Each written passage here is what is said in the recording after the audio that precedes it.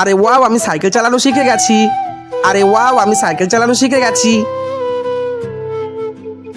আবে এটা কি করলি তুই? তুই আমার বাইকে ধাক্কা মেরে দিলি। আঙ্কেল, আমাকে মাফ করে দাও, ভুল করে লেগে গেছে।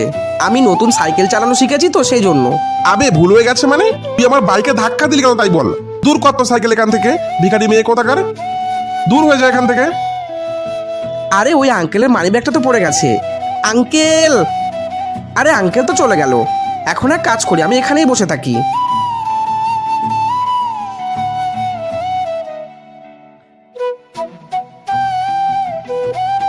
আঙ্কেল, এই নিন আপনার মানি ব্যাগ।